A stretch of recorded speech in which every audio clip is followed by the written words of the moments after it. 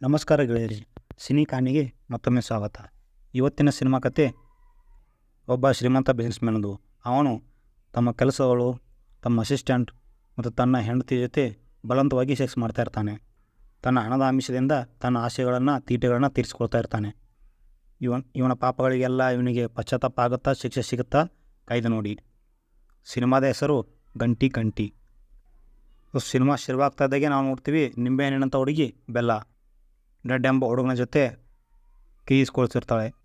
Dead ಹೊಡಿಯೋ ಪ್ರತಿಯೊಂದು ಶಾರ್ಟ್ಗೂ ಇವಳು S ಅನ್ನೋ ಬದಲು ಕಿಲ್ ಮೈ ಹಸ್ಬೆಂಡ್, ನನ್ನ ಗಂಡನ್ನು ಕೊಲ್ಲು ಅಂತ ಬಡಬಡಿಸ್ತಾ ಇರ್ತಾಳೆ.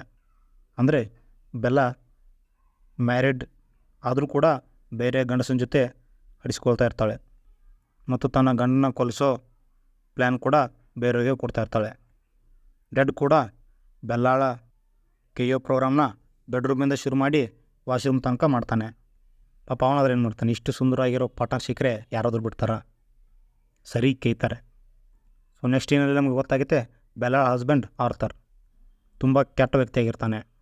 ಇವಳ ಜೊತೆ ತುಂಬ ಅಬ್ಯೂಸಿವಾಗಿ, ವೈಲೆಂಟಾಗಿ ಸೆಕ್ಸ್ ಮಾಡ್ತಾ ಇರ್ತಾನೆ. ಜೊತೆಗೆ ಇವನು ಇರೋ ಕೆಲಸದಲ್ಲಿರೋ ಹೆಂಗಸರ ಜೊತೆ ಎಲ್ಲರ ಜೊತೆನೂ ಇದೇ ಥರ ಸೆಕ್ಸ್ ಮಾಡ್ತಾ ಇರ್ತಾನೆ. ಆರ್ಥರ್ ಬೆಲ್ಲಾಳ ಜೊತೆ ಕ್ರೂರವಾಗಿ ಸೆಕ್ಸ್ ಮಾಡೋದಲ್ಲದೆ ಇವಳನ್ನ ಹೊಡೆಯೋದು ಬಡಿಯೋದು ಕೂಡ ಮಾಡ್ತಾ ಇರ್ತಾನೆ. ಮತ್ತು ಇವನು ಕೆಟ್ಟ ಚಟ ಏನಂದರೆ, ಇದನ್ನೆಲ್ಲ ಇವನು ರೆಕಾರ್ಡ್ ಮಾಡಿ ಕಂಪ್ಯೂಟರ್ನಲ್ಲಿ ಸ್ಟೋರ್ ಮಾಡ್ತಾ ಇರ್ತಾನೆ. ಇದೇ ಕಾರಣಕ್ಕಾಗಿ ಇವಳು ಬೇಸತ್ತು ಅವಳ ಗಂಡನ್ನ ಕೊಲ್ಲೋದಕ್ಕೆ ಪ್ಲ್ಯಾನ್ ಮಾಡ್ತಾ ಇರ್ತಾಳೆ. ಮುಂದೊಂದು ದಿನ ಬೆಲ್ಲ ಇದ್ದವಳು ಒಂದು ಪಾರ್ಟಿಗೆ ಹೋಗಿರ್ತಾಳೆ. ಡ್ರಿಂಕ್ಸ್ ಹಿಡ್ಕೊಂಡು ಕೂತಿರ್ಬೇಕಾದ್ರೆ ಒಬ್ಬ ಗಂಡಸು ಬಂದು ಅವಳ ಜೊತೆ ತುಂಬ ದುರ್ವ್ಯವಹಾರ ಮಾಡ್ತಾನೆ. ಅಷ್ಟೊತ್ತಿಗೆ ಅಲ್ಲಿ ಡೆಡ್ ಬಂದು ಅವನ ಮುಖಾಮುಖಿ ಹೊಡೆದಾಕ್ಬಿಡ್ತಾನೆ. ಸೊ ಇಷ್ಟಾದ ತಕ್ಷಣ ಬೆಲ್ಲ ಇದ್ದವಳು ಡೆಡ್ ಮೇಲೆ ಫಿದಾಗ್ತಾಳೆ. ಇವನಿಂದ ನನ್ನ ಗಂಡನ್ನ ಕೊಲಿಸೋದು ತುಂಬ ಸುಲಭ ಅಂತ ಇವನು ಇಟ್ಕೊಂಡು ಪ್ಲ್ಯಾನ್ ಮಾಡೋಕ್ಕೆ ಆರಂಭಿಸ್ತಾಳೆ. ಇದರ ನೆಕ್ಸ್ಟ್ ದಿನಾನೇ ಬೆಲ್ಲ ಇದ್ದವಳು ಡೆಡ್ಗೆ ತನ್ನ ತೋಟದ ನೀರು ಕುಡಿಸ್ತಾಳೆ. ಸೊ ಇದಾದ ಸ್ವಲ್ಪ ದಿನಗಳ ನಂತರ ಬೆಲ್ಲ ಇದ್ದವಳು ಆತರಿಗೆ ಸುಪಾರಿ ಕೊಡೋಕ್ಕೆ ಪ್ಲ್ಯಾನ್ ಮಾಡ್ತಾಳೆ. ಆತರಿದ್ದನು ಟ್ರೆಕ್ಕಿಂಗ್ ಹೋಗ್ಬೇಕಾದ್ರೆ ಬಾಡಿ ಗಾರ್ಡ್ ಇಲ್ಲದೆ ಹೋಗಿರ್ತಾನೆ. ಅದೇ ಸಮಯಕ್ಕೆ ಪ್ಲ್ಯಾನ್ ಮುಗಿಸ್ಬೇಕಂತ ಪ್ಲ್ಯಾನ್ ಮಾಡ್ತಾಳೆ. ಸೊ ನೆಕ್ಸ್ಟ್ ಡೇ ಆತರಿದ್ದನು ಟ್ರೆಕ್ಕಿಂಗ್ ಹೋಗ್ಬೇಕಾದ್ರೆ ನಾವು ನೋಡ್ತೀವಿ ಜಾರ್ಜಿಯಾ, ಅವಳು ಕೂಡ ಬೆಲ್ಲಾಗೆ ಸಪೋರ್ಟ್ ಮಾಡ್ತಾ ಇರ್ತಾಳೆ. ಟ್ರೆಕ್ಕಿಂಗ್ ಮಾಡ್ಬೇಕಾದ್ರೆ ಡೆಡ್ ಇದ್ದವನು ಆರ್ಥರ್ ಎದುರಿಗೆ ಬಂದು ಅವನ ಎದೆಗೆ ಸೀದಾ ಗುಂಡು ಹೊಡಿತಾನೆ. ಇವನು ಕತೆ ಮುಗಿಸಿ ಡೆಡ್ ಇದ್ದವನು ಬೆಲ್ಲ ಹತ್ರ ಹೋಗ್ತಾನೆ. ಆವಾಗ ಬೆಲ್ಲ ಹೇಳ್ತಾಳೆ, ಸ್ವಲ್ಪ ದಿನ ಎಲ್ಲಾದರೂ ತಲೆಮರೆಸ್ಕೊ, ಆಮೇಲೆ ನಾವಿಬ್ಬರು ಕೇದಾರನ ನಮ್ಮ ಲವ್ ಸ್ಟೋರಿನ ಮುಂದುವರ್ಸೋಣ, ಸ್ವಲ್ಪ ದಿನ ಎಲ್ಲರೂ ಅಪ್ಸ್ಕೆಂಡ್ ಅಂತ ಹೇಳ್ತಾಳೆ. ಇವನು ಬ್ಯಾಗ್ ಪ್ಯಾಕ್ ಮಾಡ್ಕೊಂತ ಮನೆಗೆ ಹೋಗ್ತಾನೆ. ಇವ್ನು ಮನೆ ಹೋಗೋಷ್ಟರಲ್ಲಿ ಆಲ್ರೆಡಿ ಅವರು ಪೊಲೀಸಲ್ಲಿ ಬಂದಿರ್ತಾರೆ. ಯಾರೋ ಪ್ಲ್ಯಾನಿಂಗ್ ಎಲ್ಲ ಹೇಳಿರ್ತಾರೆ. ಡೆಡ್ಡನ್ನು ಪೊಲೀಸರು ಹಾಕೊಂಡು ಹೋಗ್ತಿರ್ಬೇಕಾದ್ರೆ ಬೆಲ್ಲ ಮತ್ತು ಜೊಜೆ ನಿಂತ್ಕೊಂಡು ನೋಡ್ತಿರ್ತಾರೆ. ಇದು ನೋಡಿದ್ರೆ ನಮ್ಗೆ ಗೊತ್ತಾಗುತ್ತೆ ಡೆಡ್ನ ಫೀಲ್ಡಿಂಗ್ ಕೂಡ ಬೆಲ್ಲನೇ ಸೆಟ್ ಮಾಡಿ ಇಟ್ಟಿರ್ತಾಳೆ ಅಂತ. ನೆಕ್ಸ್ಟ್ ಬೆಲ್ಲ ಇದ್ದವಳು ಜಾರ್ಜಿಗೆ ಬಾಯ್ ಅಂತ ಹೇಳಿ ಮನೆಗೆ ಹೋಗ್ತಾಳೆ. ಅವಾಗ ಮನೆಗೆ ಹೋದ್ಮೇಲೆ ಗೊತ್ತಾಗುತ್ತೆ, ಕತ್ತಲಲ್ಲಿ ಒಬ್ಬ ಬೇರೆ ಗಂಡ್ಸು ಬಂದು ಅವಳನ್ನ ತಪ್ಪಿಕೊಂಡು ಇಬ್ಬರು ಗಪ್ಪ ಮಾಡ್ತಾ ಇರ್ತಾರೆ. ಇಬ್ಬರು ಇಷ್ಟು ಪ್ಯಾಷನೇಟಾಗಿ ಗಪ್ಪ ಮಾಡ್ತಾರೆ ಅಂದರೆ ಇವರಿಬ್ಬರು ಏನೋ ಒಂದು 20-30 ವರ್ಷದ ಲವರ್ಸ್ ಇದ್ದಿರ್ಬೇಕೋ ಏನೋ ಅನ್ನೋಷ್ಟರಷ್ಟು ಗಪ್ಪ ಮಾಡ್ತಾ ಇರ್ತಾರೆ. ಸೊ ಪೂರ್ತಿ ಸೀನಲ್ಲೆಲ್ಲ ಆ ಗಂಡಸಿನ ಮುಖ ನಮಗೆ ಕಾಣಿಸೋದಿಲ್ಲ. ಇಲ್ಲಿಂದ ಸೀನ್ 5 ವರ್ಷ ಮುಂಚೆ ಹೋಗುತ್ತೆ. ಬೆಲೆ ಇದ್ದವಳು ಈ ಹುಡುಗನ್ನ ಪ್ರೀತಿಸ್ತಾ ಇರ್ತಾಳೆ. ಇವನ ಹೆಸರು ವಿಲ್ಸನ್. ಇವರಿಬ್ಬರದು ತುಂಬ ಪ್ರೀತಿ ಕನಸುಗಳಿರ್ತವೆ. ಸ್ವಂತ ಮನೆ ಕಟ್ಕೊಳ್ಳೋದು, ದೊಡ್ಡ ಕಾರ್ ತೊಗೊಳ್ಳೋದು ಅಂತ ಇವರೆಲ್ಲ ತುಂಬ ಕನಸು ಕಟ್ಕೊಂಡಿರ್ತಾರೆ. ಹಿಂಗೆ ಒಂದು ದಿನ ಇವರಿಬ್ಬರು ಗಪ್ಪ ಅಂದ ತಕ್ಷಣ ಬೆಲೆದವಳು ವಿಲ್ಸನ್ಗೆ ಹೇಳ್ತಾಳೆ, ನಮ್ಮ ಬಾಸ್ ಆರ್ಥರ್ ನನಗೆ ಪ್ರಪೋಸ್ ಮಾಡಿದ್ದಾನೆ, ಮದುವೆಯ ಆಫರ್ ಇಟ್ಟಿದ್ದಾನೆ ಅಂತ ಹೇಳ್ತಾಳೆ. ಅದಂದ ತಕ್ಷಣ ವಿಲ್ಸನ್ ತುಂಬ ಕೋಪಗೊಂತಾನೆ. ಆಗ ಬೆಲೆ ಹೇಳ್ತಾಳೆ, ನಾನು ಅವನ ಜೊತೆ ಬರೀ ದುಡ್ಡುಗೋಸ್ಕರ ಮದುವೆ ಆಗ್ತೀನಿ, ಆಮೇಲೆ ಅವನು ಓಡಿಸಿ ಮಾಡಿ ಆ ಹಣ ದುಡ್ಡು ಎಲ್ಲ ತೊಗೊಂಡು ನಾನು ಇನ್ನೂ ಎಂಜಾಯ್ ಮಾಡೋಣ ಅಂತ ಹೇಳ್ತಾಳೆ. ಸೊ ಇದ್ರ ನೆಕ್ಸ್ಟ್ ಡೇ ಆರ್ಥರ್ ಇದ್ದವನು ಮತ್ತೆ ಬೆಲ್ಲಗೆ ಪ್ರಪೋಸ್ ಮಾಡ್ತಾನೆ. ಆಗ ಬೆಲ್ಲ ಇದ್ದವಳು ಅವನ ಆಫರ್ನ ರಿಜೆಕ್ಟ್ ಮಾಡ್ತಾಳೆ. ಬಟ್ ಆದರೂ ಆರ್ಥರ್ ಕೇಳೋದಿಲ್ಲ. ಅವಳಿಗೆ ಮತ್ತೆ ಬರೋ ಮಾತ್ರೆ ಕೊಟ್ಟು ಅವಳ ಜೊತೆ ಫುಲ್ ಗಪ್ಪ ಕಬಡ್ಡಿ ಆಡಿ ಬಿಡ್ತಾನೆ. ಆ ಕಬಡ್ಡಿ ಆಟವನ್ನೆಲ್ಲ ಇವನು ಕ್ಯಾಮ್ರಾದಲ್ಲಿ ರೆಕಾರ್ಡ್ ಮಾಡಿ ಇಟ್ಕೊಳ್ತಾನೆ. ಆಮೇಲೆ ಆ ವಿಡಿಯೋ ಇವನು ಅವಳಿಗೆ ತೋರಿಸಿ ಬ್ಲ್ಯಾಕ್ ಮೇಲ್ ಮಾಡಿ ಬೆಲ್ಲಳನ್ನ ಮದುವೆ ಆಗ್ತಾನೆ. ಮದುವೆ ಆದ 1 ವಾರದಲ್ಲಿ ಅವಳಿಗೆ ಗೊತ್ತಾಗುತ್ತೆ ಆರ್ಥರ್ ಒಬ್ಬ ಸೈಕೋಪಾತ್ ಅಂತ. ಇವಳು ಕೂಡ ಆಗಾಗ ಗ್ಯಾಪಲ್ಲಿ ವಿಲ್ಸನ್ ಜೊತೆ ಕಬಡ್ಡಿ ಆಡ್ತಾ ಇರ್ತಾಳೆ. ಈ ಕಡೆ ವಿಲ್ಸನ್ದು ಲೈಫ್ ಸೆಟ್ ಆಗುತ್ತೆ. ಸೆಕ್ಸ್ ಮತ್ತು ಕ್ಯಾಶ್ ಎರಡೂ ಸಿಗ್ತಾ ಇರುತ್ತೆ ಬೆಲ್ಲನಿಂದ. ಬೆಲ್ಲ ಇದ್ದವಳು ವಿಲ್ಸನ್ಗೆ ಒಂದು ಕಾರ್ ಕೂಡ ಗಿಫ್ಟ್ ಮಾಡ್ತಾಳೆ ಗಂಡನ ದುಡ್ಡಿಂದ. ಹೀಗೆ ಒಂದು ದಿನ ವಿಲ್ಸನ್ ಇದ್ದವನು ಬೆಲ್ಲಳ ಮುಖದ ಮೇಲೆ ಗಾಯದ ಕಲೆ ನೋಡ್ತಾನೆ. ಅಂದರೆ ಈಗ ಆರ್ಥರ್ನ ಪಾಪದ ಕೂಡ ತುಂಬಿದೆ. ಬೆಲ್ಲಾಳಿಗೆ ತುಂಬ ಟಾರ್ಚರ್ ಕೊಡೋಕ್ಕೆ ಸ್ಟಾರ್ಟ್ ಮಾಡಿದ್ದಾನೆ. ಆಗ ವಿಲ್ಸನ್ ಹೇಳ್ತಾನೆ, ನಾನು ಅವನ್ನ ಸಾಯಿಸ್ಬಿಡ್ತೀನಿ ಅಂತ. ಆಗ ಬೆಲ್ಲ ಹೇಳ್ತಾಳೆ, ನೀನು ಬೇಡ, ಬೇರೆ ಪ್ಲೇನ್ ಮಾಡೋಣ ಅಂತ ಹೇಳ್ತಾಳೆ. ಇದ್ರ ನೆಕ್ಸ್ಟ್ ಡೇನೇ ಇವಳಿಗೆ ಡೆಡ್ ಸಿಕ್ಕಿರುವುದು. ಈಗ ಸ್ಟೋರಿ ಮತ್ತೆ ಪ್ರೆಸೆಂಟ್ ಡೇಗೆ ಬರುತ್ತೆ. ಈಗ ಬೆಲ್ಲಳ ಮುಂದೆ ಸಡನ್ನಾಗಿ ಆರ್ಥರ್ ಪ್ರತ್ಯಕ್ಷ ಆಗ್ತಾನೆ ಮತ್ತು ಅವನ ಹಿಂದೆ ಡೆಡ್ ಕೂಡ ಬಂದು ನಿಂತಿರ್ತಾನೆ. ತಕ್ಷಣ ಆರ್ಥರ್ ಇದ್ದವನು ಬೆಲ್ಲ ಮೇಲೆ ಗನ್ ಪಾಯಿಂಟ್ ಇಟ್ಟು ಹೇಳ್ತಾನೆ, ನಿನ್ನ ಪ್ಲ್ಯಾನ್ ಎಲ್ಲ ನಂಗೆ ಮುಂಚೆಯಿಂದ ಗೊತ್ತಿತ್ತು. ನಾನು ನಿನ್ನ ಮೊಬೈಲ್ನಲ್ಲಿ ಡೆಡ್ನ ಟೆಕ್ಸ್ಟ್ ಮೆಸೇಜ್ ನೋಡಿದ್ದೆ. ಆ ಟೆಕ್ಸ್ಟ್ ಮೆಸೇಜಿಂದ ನಾನು ಡೆಡ್ನ ಭೇಟಿ ಆದೆ. ಆಗ ಅವನಿಗೆ ಕೇಳಿದಾಗ ಅವನೆಲ್ಲ ಹೇಳ್ದ, ನನ್ನ ಹೆಂಡತಿ ನನ್ನ ಕೊಲ್ಲಕ್ಕೆ ಬಯಸ್ತಾಳೆ ಅಂತ. ಆಮೇಲೆ ನನಗೆ ಗೊತ್ತಾಯಿತು. ಆಗ ಆರ್ಥರ್ ಇದ್ದವನು ಡೆಡ್ ಜೊತೆ ಸೇರಿ ಬೇರೆ ಪ್ಲ್ಯಾನ್ ಮಾಡ್ತಾನೆ. ಬೆಲ್ಲಳ ಪ್ಲ್ಯಾನ್ ಅಂತಲೇ ಎಲ್ಲ ನಡೆಯೋ ಥರ ಮಾಡ್ತಾನೆ. ಬೆಲ್ಲಳ ಪ್ಲ್ಯಾನ್ ಪ್ರಕಾರ ಇವನು ಗುಂಡು ಹೊಡೆದಿರಲ್ಲ, ಅವನು ಗುಂಡನ್ನು ಗಾಳಿಯಲ್ಲಿ ಹಾರಿಸಿರ್ತಾನೆ. ಇದೇ ಗ್ಯಾಪಲ್ಲಿ ಆರ್ಥರ್ನ ಸಣ್ಣ ವಯಸ್ಸಿನ ಬಾಲ್ಯದ ಕಹಿ ನೆನಪುಗಳನ್ನು ತೋರಿಸ್ತಾರೆ. ಆರ್ಥರ್ ಇದ್ದವನು ಅವರ ಅಪ್ಪ ಅಮ್ಮ ಸೆಕ್ಸ್ ಮಾಡೋದನ್ನು ನೋಡ್ತಾ ಇರ್ತಾನೆ.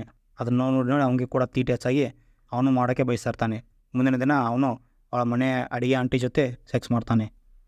ಇದೆಲ್ಲ ಗೊತ್ತಾಗಿ ಅವರ ಅಪ್ಪ ಇದ್ದವನು ಅವನ ಹೊಡೆದು ಬಾಯ್ಸ್ ಹಾಸ್ಟೆಲಲ್ಲಿ ಅವನ ಓದೋಕ್ಕೆ ಬಿಡ್ತಾನೆ. ಸೊ ಹಿಂಗೆ ಇವನು ವಯಸ್ಸಿಗೆ ಬರ್ತಿದ್ದಂತೆ ಇವರ ಅಪ್ಪ ಅಮ್ಮ ಪ್ಲೇನ್ ಕ್ರ್ಯಾಶಲ್ಲಿ ಸತ್ತೋಗ್ತಾರೆ. ಸೊ ಆರ್ಥರ್ಗೆ ತುಂಬ ಸಣ್ಣ ವಯಸ್ಸಿನಲ್ಲೇ ಕೋಟ್ಯಾಂತರ ಆಸ್ತಿ ಬಂದು ಅವನ ಮಡಲಲ್ಲಿ ಬೀಳುತ್ತೆ. ಈಗ ಮತ್ತೆ ವಾಸ್ತವಕ್ಕೆ ಬರುತ್ತೆ ಸೀನ್. ಬೆಲ್ಲ ಇದ್ದವಳು ಆರ್ಥರ್ ಮುಂದೆ ತನ್ನ ಪ್ರಾಣ ಭಿಕ್ಷೆಗಾಗಿ ಗಿಡಗಿಡಿಸ್ತಾ ಇದ್ದಾಳೆ.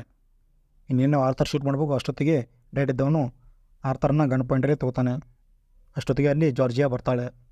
ಮತ್ತು ಫಿಲ್ಮ್ 5 ವರ್ಷ ಫ್ಲ್ಯಾಶ್ಬ್ಯಾಕ್ ಸೀನ್ಗೆ ಹೋಗುತ್ತೆ.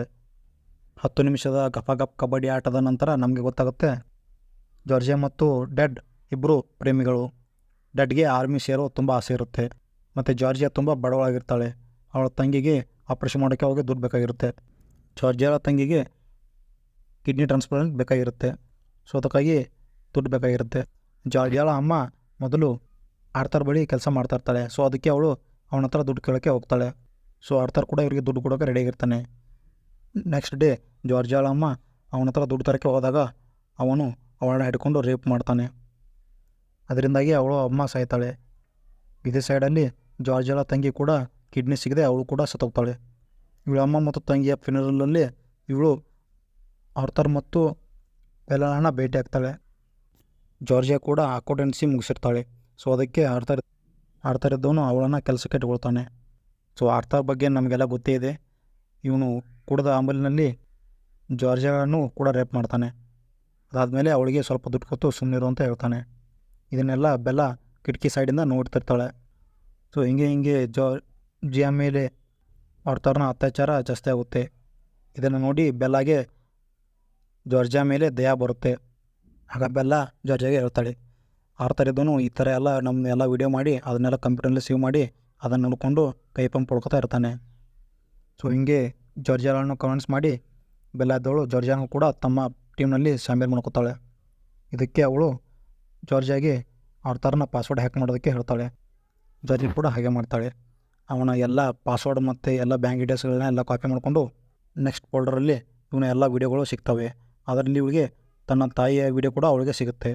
ಆ ವಿಡಿಯೋದಲ್ಲಿ ನೋಡ್ತಾಳೆ ಬೆಲ್ಲ ಇದ್ದವಳು ಸೈಡಿಂದ ಇದನ್ನೆಲ್ಲ ನೋಡಿರ್ತಾಳೆ. ಬಟ್ ಆದರೆ ಇವಳು ತನ್ನ ತಾಯಿಗಳ ಅನ್ಯಾಯದ ಬಗ್ಗೆ ಇವಳಿಗೆ ಹೇಳಿರೋಲ್ಲ. ಇವಳು ಕೂಡ ಅವನ ಕಡೆ ಸೈಡ್ ಇದ್ದಂಗೆ ಮಾತಾಡ್ತಾ ಇರ್ತಾಳೆ. ಸೊ ಜಾರ್ಜಿಯಾಗೆ ಬೆಲ್ಲ ಮೇಲೆ ಕೂಡ ಕೋಪ ಬರುತ್ತೆ. ಇದೇ ಗ್ಯಾಪಲ್ಲಿ ಡೆಡ್ಡನ್ನು ಆರ್ಮಿಯಿಂದ ತೆಗೆದುಹಾಕ್ತಾರೆ. ಅವನು ವಾಪಸ್ ಊರಿಗೆ ಬರ್ತಾನೆ. ಬಂದಾಗ ಜಾರ್ಜಿಯಾಗೆ ಮೀಟ್ ಆಗ್ತಾಳೆ. ಜಾರ್ಜಿಯಾ ಇದ್ದವಳು ಅವನನ್ನು ಸೀದಾ ಮನೆಗೆ ಕರ್ಕೊಂಡೋಗಿ ಮಾವಿನ ತೊಟ್ಟು ಮತ್ತು ಕಿರುನೀರು ಅವನಿಗೆ ಕುಡಿಸ್ತಾಳೆ. ಆದಮೇಲೆ ಡೆಡ್ಗೆ ನಡೆದರೂ ಎಲ್ಲ ರಾಧಾಂತನ ಹೇಳ್ತಾಳೆ. ಅವಳಿಗೆ ಈಗ ಬೇಕಾಗಿರೋದು ಬರೀ ಆರ್ಥರ್ ಮತ್ತು ಬೆಲ್ಲಾಳ ಸಾವು ಮಾತ್ರ. ಸೊ ಇವಳ ಆಸೆ ಅಂತಲೇ ಡೆಡ್ ಇದ್ದವನು ಎಲ್ಲ ಪ್ಲ್ಯಾನ್ ಮಾಡ್ತಾನೆ. ಅವತ್ತು ಬಾರಲ್ಲಿ ಮಿಸ್ಬಿಹೇವ್ ಮಾಡಿರೋ ಮನುಷ್ಯ ಅವನಿಗೆ ದುಡ್ಡು ಕೊಟ್ಟು ಡೆಡ್ನೇ ಸೆಟ್ ಮಾಡಿರ್ತಾನೆ. ಇವನು ಅವನಿಗೆ ಹೊಡೆದು ಬೆಲ್ಲಾಳ ಮುಂದೆ ಇವನು ಹೀರೋ ಆಗಿ ಅವಳ ಜೊತೆ ಸಂಬಂಧ ಮಾಡ್ತಾನೆ. ಬೆಲ್ಲಾಳ ಜೊತೆ ಸಂಬಂಧ ಆಗ್ತಿದ್ದಂಗೆ ಇವನು ವಿಲ್ಸನ್ನ ಫೋಟೋ ತೊಗೊಂಡು ಆರ್ಥರ್ಗೆ ತೋರಿಸ್ತಾನೆ. ನಿನ್ನ ಹೆಂಡತಿ ಅವನ ಹಳೆ ಲವರ್ ಜೊತೆ ಇನ್ನೂ ಚಕ್ಕಂದು ಆಡ್ತಾ ಇದ್ದಾಳೆ ಅಂತ ಇವನೇ ಸೆಟ್ಟಿಂಗ್ ಇಡ್ತಾನೆ. ಆ ಫೋಟೋಗಳನ್ನ ಇವನು ಆರ್ಥರ್ಗೆ ತೋರಿಸಿ ಆರ್ಥರ್ನ ವಿಶ್ವಾಸ ಗೆಲ್ತಾನೆ. ಸೊ ಇದೆಲ್ಲ ಆಗಿ ಇವರು ಈ ಲಾಸ್ಟ್ ಸೀನ್ಗೆ ಕ್ಲೈಮ್ಯಾಕ್ಸ್ಗೆ ಬಂದು ನಿಂತಿದ್ದಾರೆ.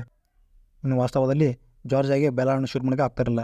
ಅದಕ್ಕೆ ಡೆಡ್ ಇದ್ದವನು ಆ ಗನ್ ತೊಗೊಂಡು ಆರ್ಥರ್ಗೆ ಕೊಡ್ತಾನೆ. ನೀನು ಹೆಂಡ್ತಿನ ನೀನು ಶೂಟ್ ಮಾಡು, ಇಲ್ಲಾಂದ್ರೆ ನಾನು ನೀನು ಶೂಟ್ ಮಾಡ್ತೇನೆ ಅಂತ ಹೇಳ್ತಾನೆ. ಆಗ ಆರ್ಥರ್ ಚಾಲಾಕಿಯಾಗಿ ಗನ್ ತೊಗೊಂಡು ಉಲ್ಟಾ ಜಾರ್ಜಿಯಾ ಮೇಲೆ ಪಾಯಿಂಟ್ ಮಾಡ್ತಾನೆ. ಅಷ್ಟೊತ್ತಿಗೆ ಬೆಲ್ಲ ಇದ್ದವಳು ಕೂಡ ಡೆಡ್ಗೆ ಒದ್ದು ಡೆಡ್ನ ಗನ್ ಕಿತ್ಕೊಳ್ತಾಳೆ. ಇಬ್ಬರು ಕೂಡ ಜಾರ್ಜಿಯಾ ಮೇಲೆ ಪಾಯಿಂಟ್ ಮಾಡಿದ್ದಾರೆ. ಅಷ್ಟೊತ್ತಿಗೆ ಮತ್ತೆ ಡೆಡ್ ಎದ್ದು ಇವ್ರ ಮೇಲೆ ಮುಗಿಬೀಳ್ತಾನೆ. ಇದೇ ಕಸಪಣಿಯಲ್ಲಿ ಒಂದು ಗುಂಡು ಹಾರಿ ಬೆಲ್ಲಾಳ ಎದೆಗೆ ತಾಗುತ್ತೆ. ಅಷ್ಟೊತ್ತಿಗೆ ಜಾರ್ಜಿಯಾ ಕೂಡ ಎದ್ದು ನಿಂತು ಬೆಲ್ಲಾಳ ಗಣ್ಣಿಂದ ಆರ್ಥರ್ಗೆ ಶೂಟ್ ಮಾಡ್ತಾಳೆ. ಈ ಲೌಡಾ ರಗಳೆಯಲ್ಲಿ ಡೆಡ್ಗೆ ತನ್ನ ಪ್ರಾಣ ಕಳೆದುಕೊಳ್ಬೇಕಾಗುತ್ತೆ. ಅದಕ್ಕೆ ಜಾರ್ಜಿಯಾ ಕೂಡ ಎಮೋಷನ್ ಆಗ್ತಾಳೆ. ಸಿನಿಮಾದ ಹೆಸರು ಗಂಟಿ ಗಂಟಿ, ಗೂಗಲ್ನಲ್ಲಿ ಸಿಗುತ್ತೆ. ಸೊ ಇವತ್ತಿಗೆ ಇಷ್ಟೇ. ಈ ವಿಡಿಯೋ ಕತೆ ನಿಮಗೆ ಸ್ವಲ್ಪನಾದರೂ ಇಷ್ಟ ಆಗಿದ್ದರೆ ಪ್ಲೀಸ್ ನಮ್ಮ ಚಾನಲ್ಗೆ ಸಬ್ಸ್ಕ್ರೈಬ್ ಮಾಡಿ, ವಿಡಿಯೋ ಲೈಕ್ ಮಾಡಿ ಹಾಗೂ ಕಮೆಂಟ್ ಮಾಡಿ. ಮತ್ತು ಮುಂದಿನ ವಿಡಿಯೋದಲ್ಲಿ ಇಂಥದ್ದೇ ರೊಮ್ಯಾಂಟಿಕ್ ರೋಚಕ ಕಥೆಯೊಂದಿಗೆ ಮತ್ತೆ ಸಿಗ್ತೀನಿ. ಅಲ್ಲಿವರೆಗೆ ಧನ್ಯವಾದ.